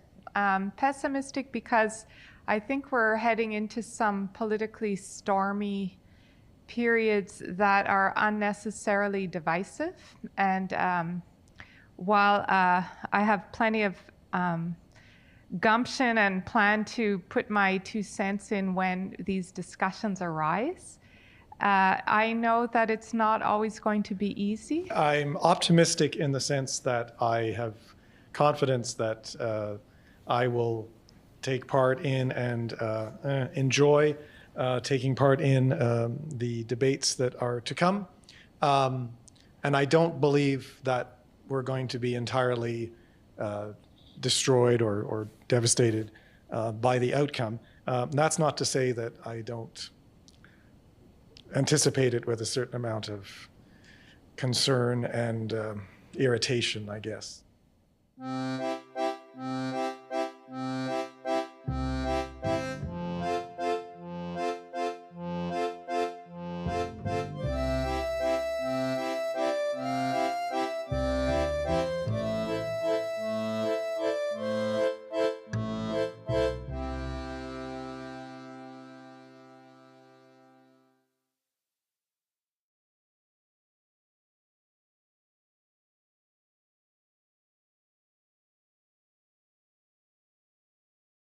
A lot of the discussions are very draining and get away from some of the issues that people have been raising that have to do more with humanity and bigger issues facing humanity. Most of the people we interviewed for this documentary had a stronger sense of belonging to their local community and to Canada than to Quebec. The group that had the weakest sense of belonging in Quebec was the second wave that arrived between the Second World War and the FLQ crisis of 1970. The group that arrived after 1995 had the strongest sense of belonging. This is counterintuitive. Why would people who have only been in Quebec a few years feel more at home than families that have lived here for decades and generations? They did not live through the same turmoil, and they were not made to feel like they were the problem. This is a good development, and it offers hope for the future. How strongly do you feel you belong in Quebec?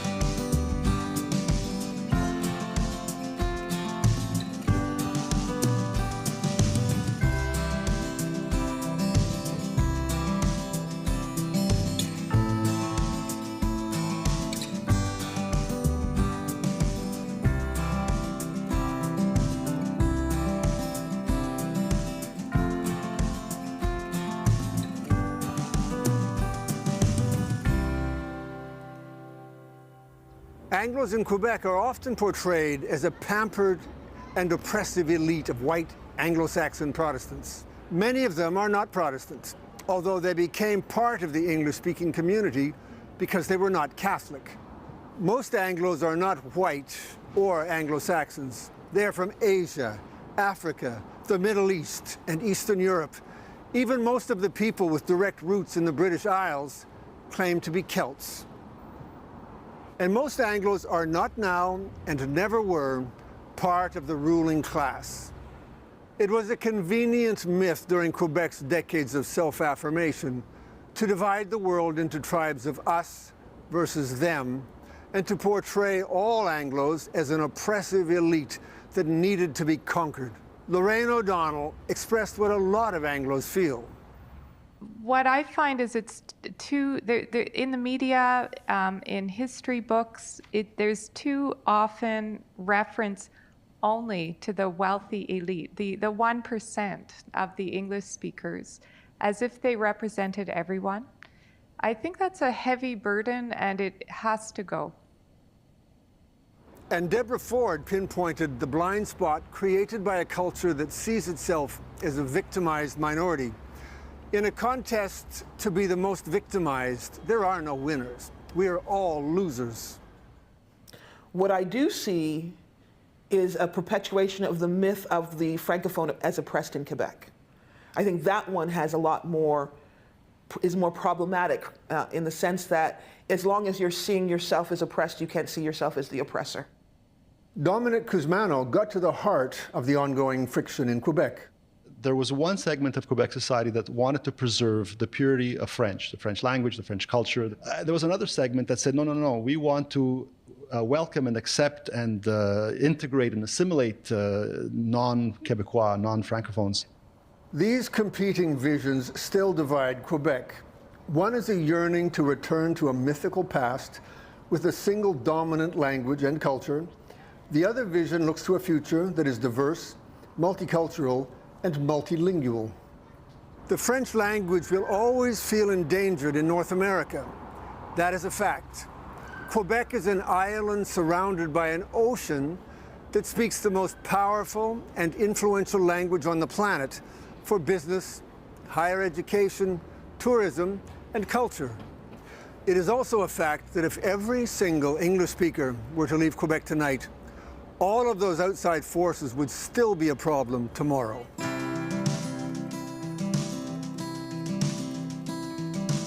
The Anglos in Quebec have chosen to live here for many reasons. They have worked hard to help create this modern, progressive, peaceful, and prosperous society. They are part of the story, or they should be. We all have our personal memories, but our collective memories determine the official story that is written in history books and taught in schoolrooms. The future depends upon what we, me, you, us, the future depends upon what we choose to remember.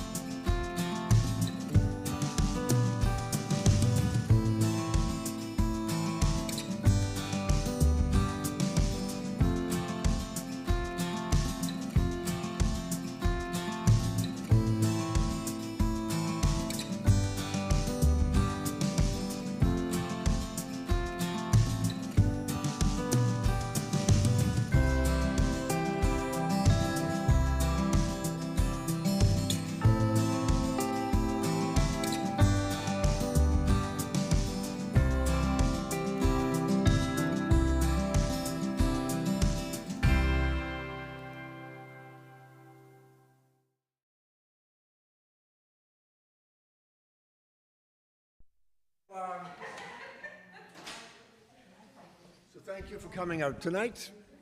I'm just going to say a couple of things about the making of the film, and then, as I said, I'm really interested in hearing your thoughts about your lives in Quebec, how they are parallel to what's happening in the film, how they might be different, and also, if you want to, how you're feeling about where we are right now with Bill 96 and the current political climate.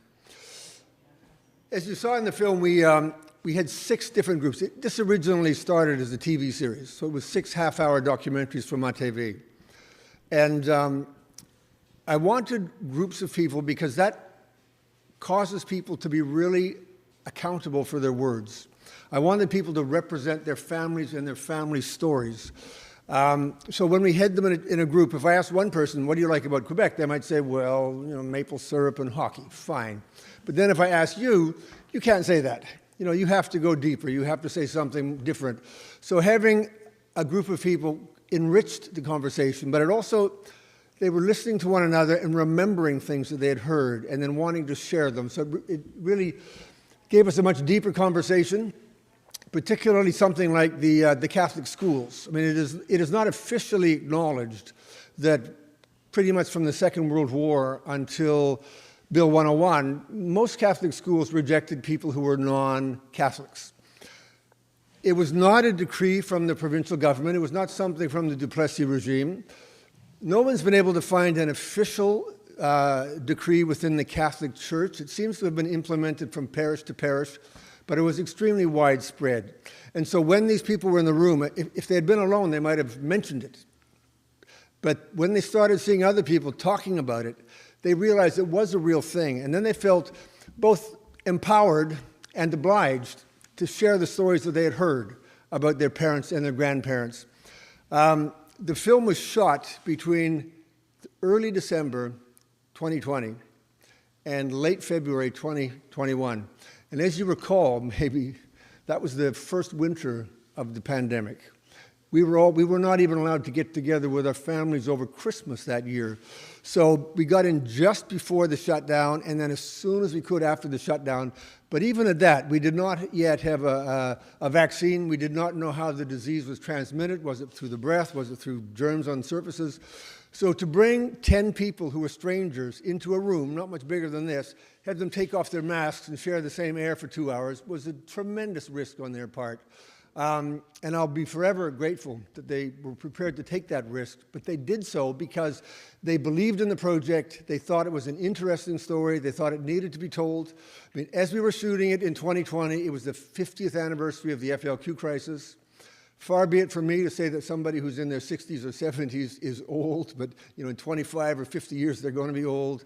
And as you saw, some of the people in the film were, you know, they're not going to be around in 25 or 50 years. So it was the time to get their memories while they're still lucid and articulate. So that's all I really want to say about the making of the film. So now I would like to hear any thoughts you have. If you have questions about the film, I'd be happy to answer them. But I'd really be interested in hearing about your particular families and your stories. And if anybody's online wants to send in questions, people were writing them down, they'll bring them to me, and I'll answer them as best as I can. So, you look like an intelligent, thoughtful lot.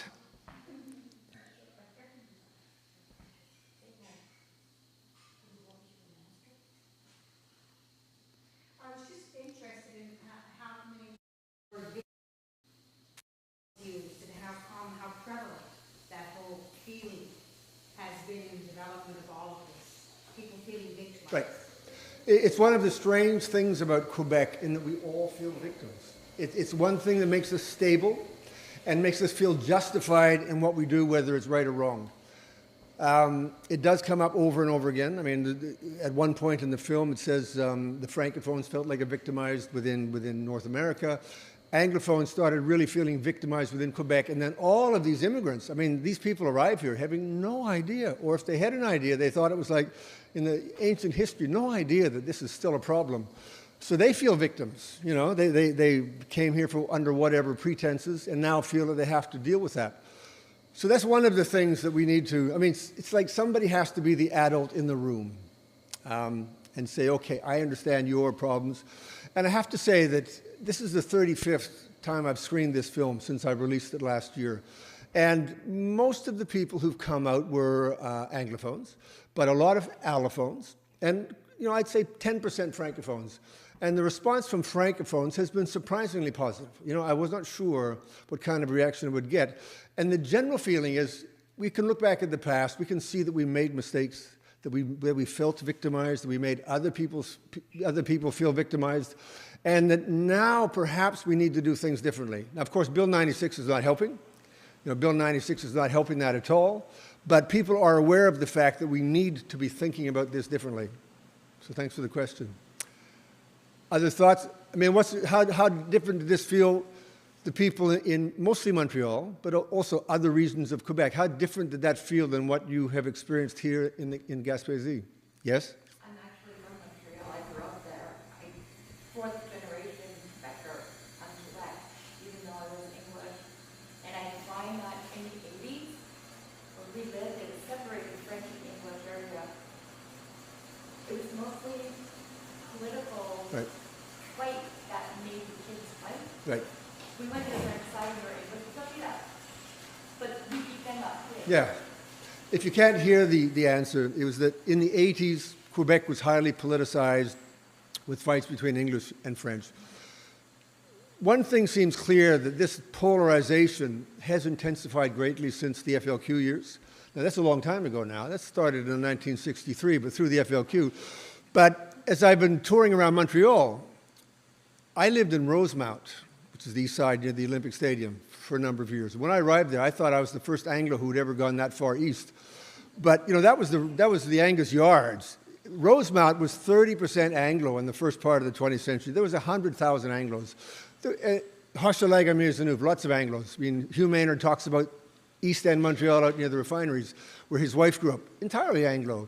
So it was not all of the Anglos in the West Island and Westmount. It was much more mixed. But then there was this polarization that happened, a redistribution of populations in the 70s and 80s, that's for sure. Yeah. Yep. Yes. Yeah. I mean, anybody who lived through those 70s and 80s, right up to the 95 referendum, felt that tension and animosity. Fear, yeah, it was fear. Yeah, there was fear. Yeah. Yeah. And so you should be. Point St. Charles, the heart of English Quebec. Good.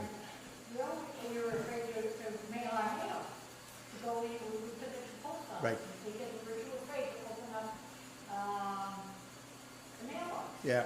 I mean, okay, well, maybe we should get you a microphone. Come up. Well, come up. You want to come up here and tell the story so folks at home can hear you? Yeah. So we're going to tell a story about Point St. Charles in the 70s or the 80s. Oh, Quebec was bigger than that. All right, all right. Well, here, come up here. Come up here so we can see you. Okay. I'm a third generation Quebecer. In my 30s, my husband encouraged me to go back and take my nurse's license, which I did. I passed everything.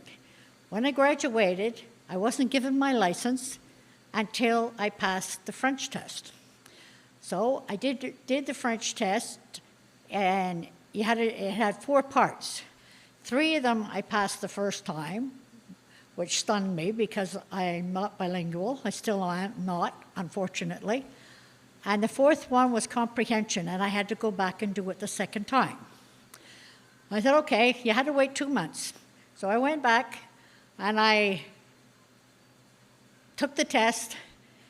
Parts of it I had studied very hard for, and I saw where I'd made my mistakes the first time. Some of it I didn't. So I said, okay, I have to answer all these questions. Be prepared. I went, eeny, meeny, miny, mo. And that's how I circled it. 10 days later, this official man came to my house, because if you didn't hear from them, you didn't get your license. He came to the door with this big official thing. I had to prove who I was, opened it up, and according to the Quebec government, I am fully bilingual. That was in the 80s. We're now in 2023, and I still do not speak French. But according to the government, I'm fully bilingual. Go figure. Well, we do live in a strange place for defining, because if you went to English elementary school anywhere in Canada, you're an historical Anglo in Quebec. There are many Francophones who went to school in English, so they are historical Anglophones. I mean, that could only happen here in Quebec. That was great, thank you. Other thoughts, comments? I mean, I'd be interested in hearing from some folks who actually live in the Gaspésie about how things are different or the same compared to the kind of stories that you heard in the film. I'm not trying to put you on the spot, but it would be fascinating for us and the folks at home. Well, yeah. Okay. Just sort of slowly fitting in. I moved out of Quebec, moved into Sweden, moved 2 years ago. We moved to Brunswick. I lasted 11 months. Yeah? I'm glad to get back to Quebec in May. Yeah, well, that's it. Even though we have problems here sometime, it feels like home. You know, we always end up coming back. I'm glad to be back. Well, good. I'm glad to hear that. And I think we all come back because we are glad. One of the things that has come up in recent times is that Bill 96 has framed the problem here as the defense of the French language. Now, there's a fact, which it says at the beginning of the film and the end of the film, the French language as a very small minority within North America and also within the Anglosphere, internationally, will always feel threatened. And so when the question is raised, Francophones reply legitimately, yes, I'm concerned about the language. But what Legault has done is then turned that around and made that the problem of people who are not mother tongue Francophones. I mean, most of the kids the young people who worked on my film were Bill 101 students. So they did all of their studies in French. French is their working language. I mean, it's effectively their mother tongue. And they're very proud of speaking French, and they speak it very well. And so when they hear the CAQ government saying that Montreal and Quebec are threatened because more than 50% of the population of Montreal is not mother tongue Francophone, they go, really? I mean, we Anglophones, we speak French the best we can, we have an accent, but they have no accent. It's their mother tongue, effectively. It's their working language. And yet, according to this new statistic, this new way of looking at the problem, anyone who's not a mother tongue Francophone is a problem. So if we were to reframe the argument, I mean, all Anglophones would like to be bilingual. Some find it easier than others. Allophones, almost without exception, have to go to school in French or want to go to school in French. They also learn English and they also retain their mother tongue. So they would like to live in a world that is multilingual. Last summer, Lise Ravary, who's a journalist, Francophone journalist, was on a Francophone talk show. And the question was, would you like your children to be bilingual? So the French talk show was asking Francophones, would you like your children to be bilingual? And what percentage of parents do you think dialed in to say yes? Throw a number out.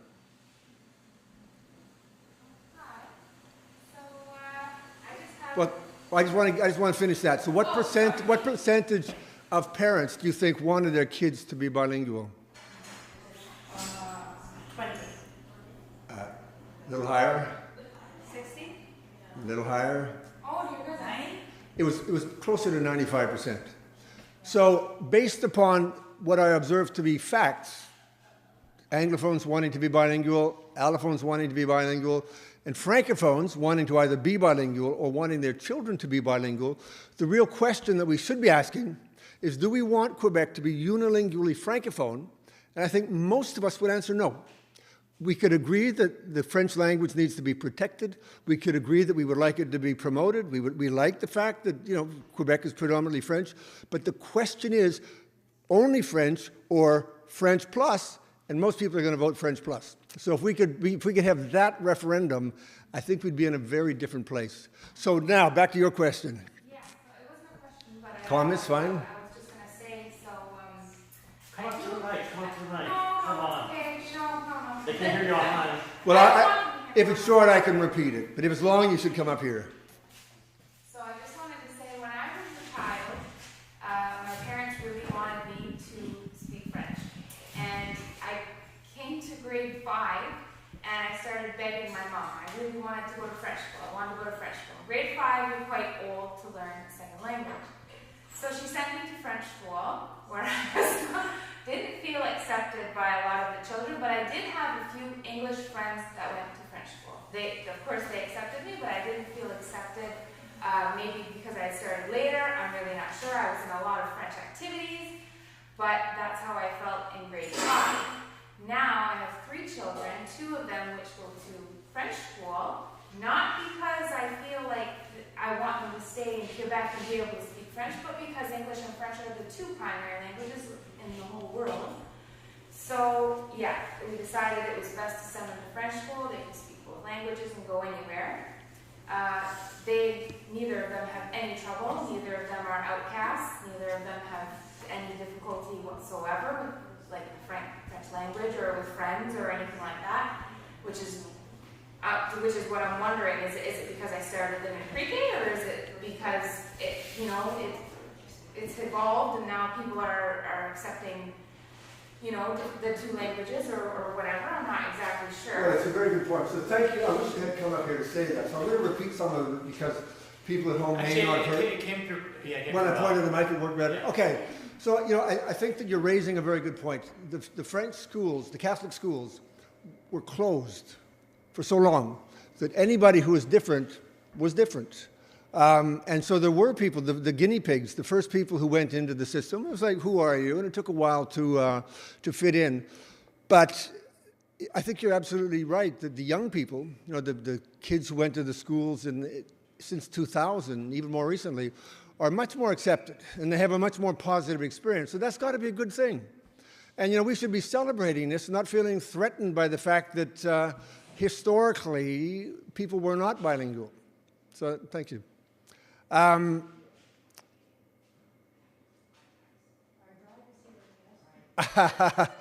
if you got to go, you got to go.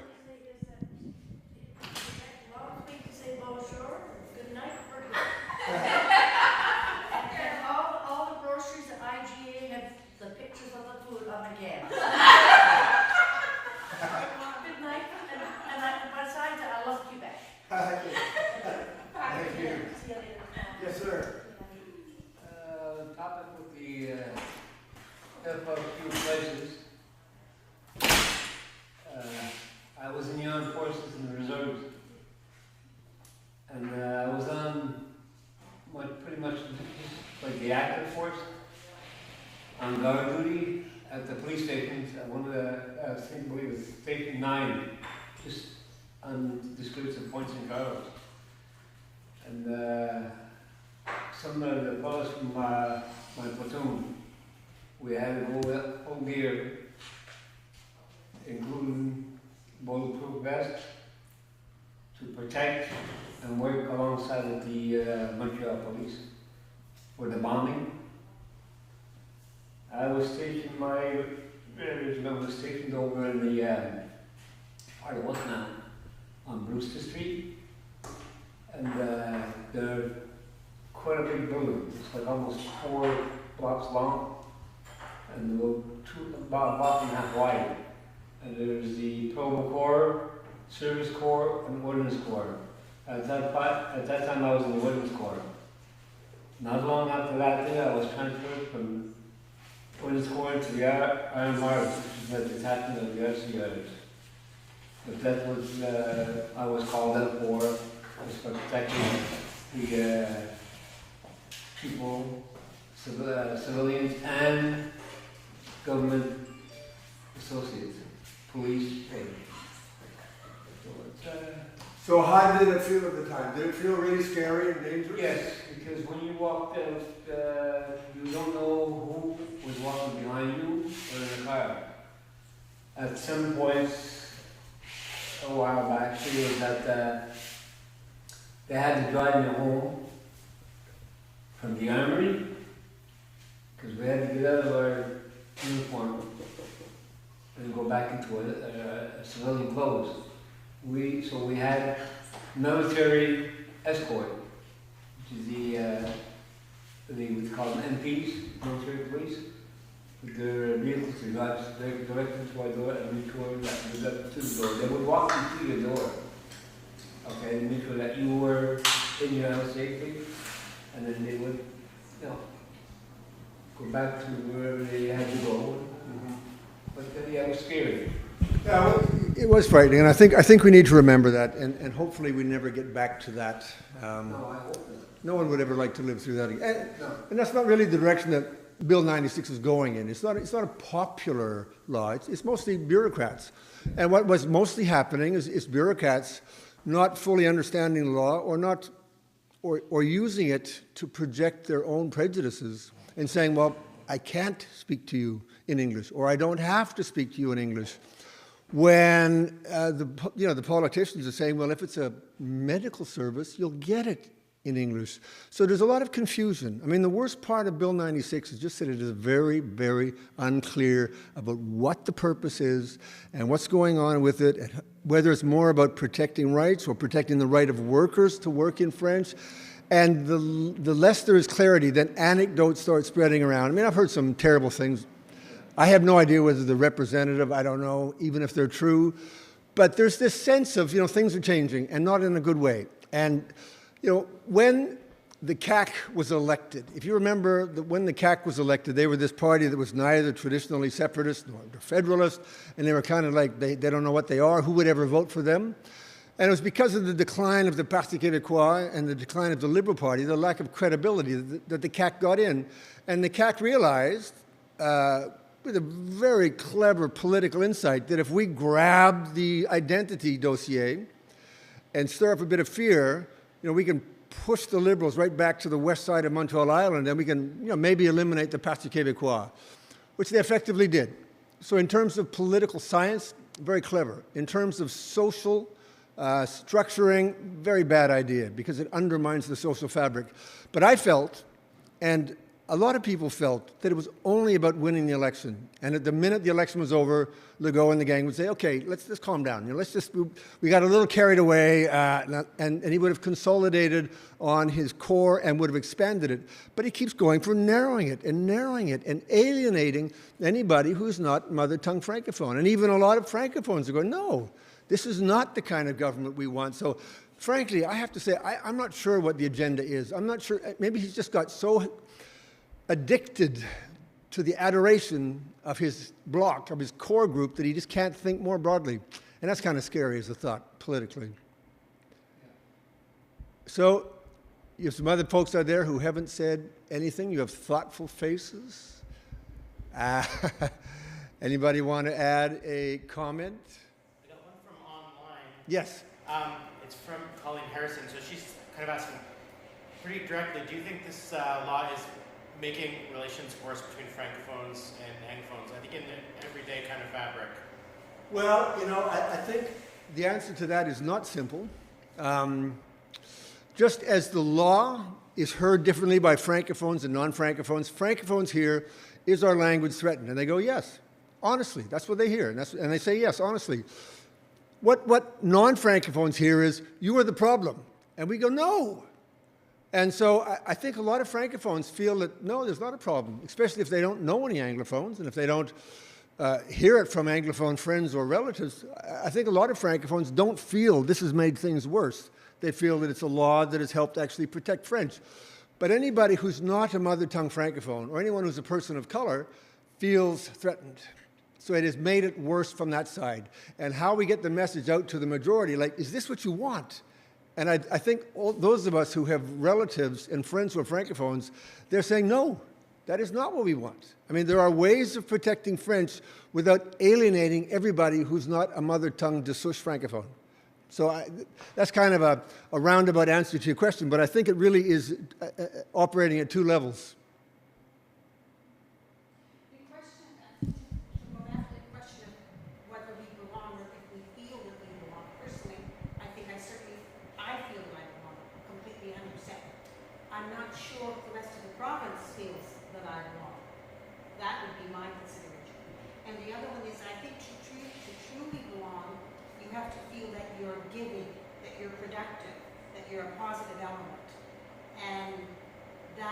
Sometimes we have to question.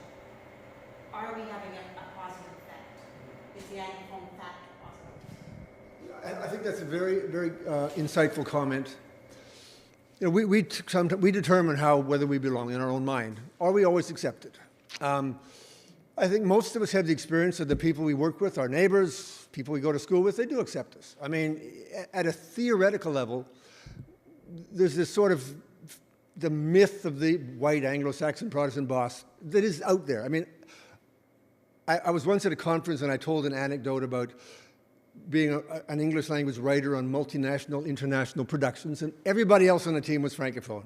And at the end of the day, we'd go for a drink, and at some point, somebody would start going on about les mots anglais, usually from Montreal, from West Magdalen, and they would bring out their anecdotes about somebody who'd humiliated their aunt or told. And after they'd sort of run the gamut, I'd say, you know, I'm an Anglo. Do you really think I'm like that? And they would always say, ben non, toi t'es pas un vrai. And everybody's had that experience. So I think that we have to make a positive contribution, but I think that's why people are feeling frustrated. They learned French.